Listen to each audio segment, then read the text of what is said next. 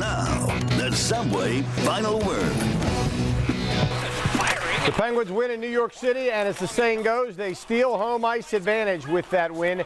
It's down to a best of 5 now. 3 of those would be played at Consol if it goes the distance. Our next topic tonight, will home ice advantage make a big difference for the Penguins? Consol has yet to produce the magic that happened at Mellon Arena. Rob, lead us off. Well, look, I think it's going to be a chance for there to actually be a positive energy in the Consol Energy Center tomorrow night. The Penguins have never played a game like this in this building where they were coming back after opening a series with a split on the road. It's a totally different dynamic. It's a dynamic that befits a team that isn't favored to win a series, and it should be a different energy. Too often that building has been a tense place, a nervous place. The fans have never really been given their big moments since the Penguins went into that facility, so this could be it. All right, from Twitter, Landshark says, not a prayer. Fan base is too fickle. One mistake and the Consol crowd will turn on them. Spoiled fans. Mark, we've seen it, especially down the stretch, a lot of booing there when they didn't like what the Pens were doing. Your reaction? I had no problem with the Consol crowd booing the Penguins down the stretch because the Penguins were horrible. But as far as tomorrow night goes, I have no doubt there will be positive energy until the Rangers score first or go ahead at some point, and then the place will turn into its usual funeral parlor. The Penguins have no home ice advantage. The record shows that. The amount of Game 7s they've lost in the playoffs, not just at Consol, but at Mellon Arena before that, show that. The Penguins may find a way to win this series. They might easily find a way to win tomorrow night, but it won't be based on playing at Consol Energy Center, and it certainly won't be based on the crowd. Stag? Again, I'm going to have to disagree. I think that it's totally different because in the past, as I said, the crowds went to the games to see the Penguins play at Consol Energy Center, and they were expecting the Penguins to win. And when the Penguins fell behind, instead of having a feeling like, okay, come on, guys, you can do it, it was, what the hell's wrong with you people? I came here for a party, and you're ruining it. It's not going to be that tomorrow night. If the Penguins get behind tomorrow night, it's not going to be the same feel as when they would get behind the Columbus Blue Jackets or got behind the Rangers in Game 5 or 6 last year. It's going to be totally different from that. The exact opposite, as a matter of fact. You seem to think there'll be different people there. No, well, same there might people, be, guys. There might same people are going to act the same way. Guys, there might be different people because they did not move a lot of inventory until the week of the playoffs, and a lot of the reports have shown that the market was being sold to people in New York. So I think there could be a lot of Rangers fans in that building. And I think the people that are going to be there were probably, based on all the talk and the way the season ended and all the talk before the series started,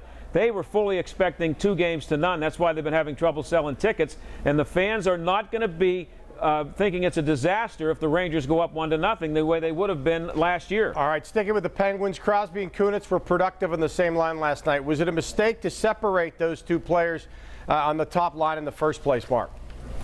Absolutely not. Kunitz scored 3 goals in the second half of the season, give or take a couple games. He was rotten. It was a good idea to revisit the concept, though, because they used to play good together, and hey, any port in a storm. I was shocked when Kunitz scored, by the way. I thought the referee might step in and stop the fight. From Twitter, not a mistake at all. Kunitz has seen his best days and will be better served sitting in the press box along with Scuderi. Right, and play who, Does idiots? last night's game give more hope than that thought does, Staggy? Well, the numbers would tell you that it was a good idea to get them off that line and split them up and try something different. 1 goal doesn't change everything. And just as Sidney Crosby scoring a tap-in goal doesn't change anything. And that was the best play that he made last night was a pass that he threw in front to Hornquist from behind the net that resulted in nothing. See, you can't just look at goals. Kunitz did some other things last night that were pretty good too. He mixed it up. He got in. He was spending a lot of time in front of the net. He played good defensively. I think it's a lot more than just scoring goals. Your top 6 has to score. Rob, Kunitz and Crosby together. Your thoughts on that? You're not the only one with mixed emotions on this, Albie. I got to tell you, though, if it makes Crosby comfortable, then do it because he's your best chance to win the series. All right, our fourth topic tonight, the Pirates. Are the Pirates poised to become Pittsburgh's most popular team if the Penguins don't win this series? Stag, you get the first stab at this one. I guess you might say that they are poised to do that. I think they still have quite a ways to go. They have not won a playoff series in 35 years. And I think the fans are going to be a little less patient with them if they finish with a wild card spot, for example, and go out in one game or lose in the only series they get into. So I think they have a chance to do it. I don't know about being poised to be there.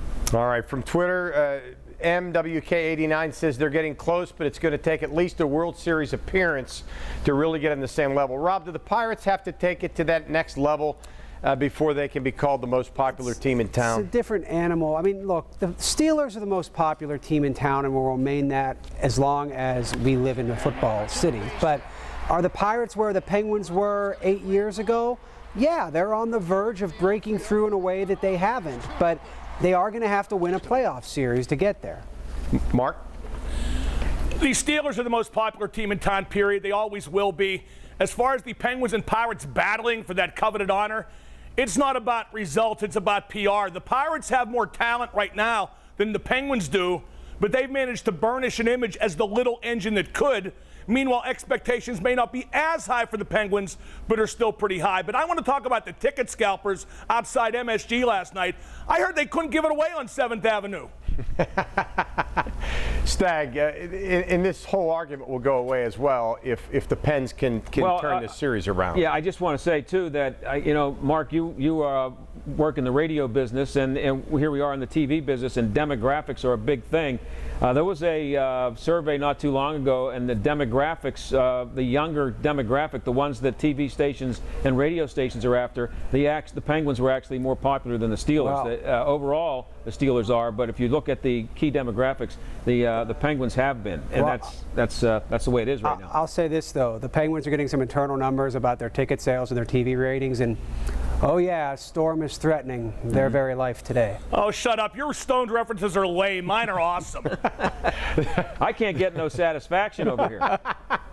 Pirates start a series with the Cubs tomorrow night at PNC Park. Everybody gets the final word next, including Stag. Right? Just give a salute or something. Why is the camera always on him? The camera goes to him. It just goes there. There you go.